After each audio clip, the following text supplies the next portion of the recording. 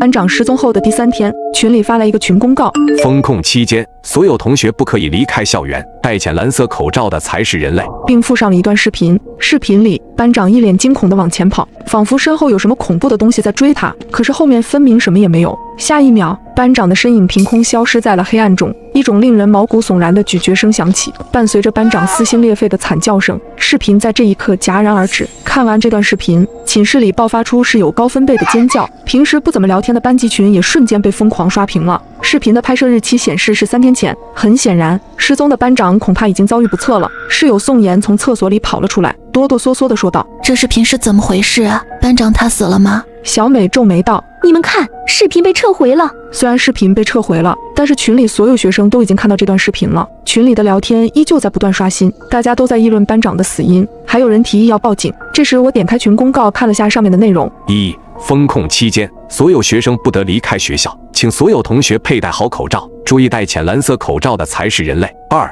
校园广播拥有绝对命令，请遵守广播里的话。3. 寝室绝大多数是安全的，除非你的室友开始谈论一些你听不懂的话。4. 寝室楼没有电梯。5. 9点之后不要在宿舍内照镜子。6. 如果发现室友趴在桌子上睡觉，一定要叫醒他。7. 小心那些黑暗中的生物。8. 10点之前必须回到宿舍楼，宿管阿姨讨厌没有时间观念的学生。9. 学生之间不得发生暴力行为。这些规则实在是太古怪了。就在这时，刺耳的电流声响起，校园广播里传出了班长的声音：“同学们晚上好，学校因突发情况临时进入封控状态，请所有学生在10分钟之内来到操场进行核酸检测。核酸检测相关事项，请各位同学参考班级群公告，不遵守规则的人会告。”我的脚底升起一股凉意，群公告又多了一条关于核酸的规则。操场没有第4个核酸点，每个核酸点排队人数限制为20人。我看了一下时间，现在是晚上9点10分，操场离宿舍大概5分钟的距离。如果按照正常步行，所有人都能9点15来到操场。我来到了窗前，往外望去。以前我站在窗前就能看到在操场活动的学生，但是现在我竟然连操场的轮廓都看不到，只能看到一片浓稠的黑暗。群里的同学们都慌了，走廊上响起了开门的声音，还有密集快速的脚步声。其他寝室的人出门做核酸了。宋妍已经打开了门，扭过头疑惑地看着我：“降职，快点啊！”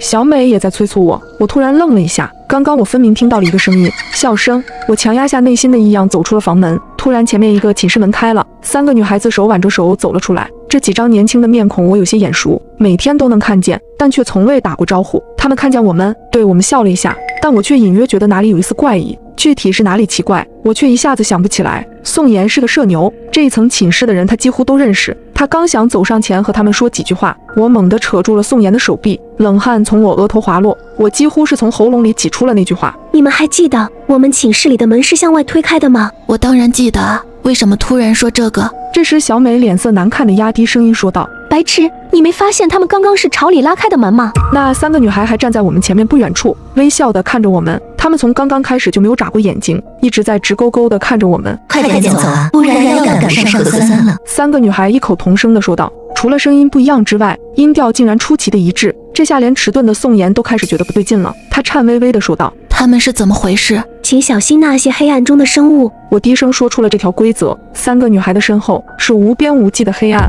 而且她们似乎没有影子。注意到这点之后，我的后背窜起一股冷意。其中一个女孩看着我们缓缓说道：“你们怎么不走了？”她的嘴角翘起一个夸张的弧度。怎么办？宋妍快要哭出来了。小美抓紧了我的手，等不到我们的回答，女孩们开始慢慢朝我们靠近。她们3个人走路的姿势，甚至迈开的步伐，全都丝毫不差。随着我们之间距离的缩短，女孩们脸上的笑容越发明显，眼角夸张地上扬着。可是我们身后已经没有退路，只有一面墙壁和镜子，唯一可以躲藏的地方是寝室。我用力地回想，冷静点，降之，一定有什么被你忽略掉的细节，想起来，快点想起来。我快速扫了2侧的寝室门，小美焦急道：“快点，我们快回寝室。”我被小美往寝室的方向拽去，我低头看了一眼她的手，脑子里突然闪过一个细节。就在小美打开寝室门让我们快进去的时候，我一下子推开了小美，猛地拽上宋妍的手，往镜子前撞去。降之，你疯了？那是镜子啊！宋妍大叫。就在我们要撞上镜子的那一刻，周遭的场景倏然变化。我们回到了寝室内，宋妍大口喘着粗气，惊魂未定地看着我说道：“怎么回事？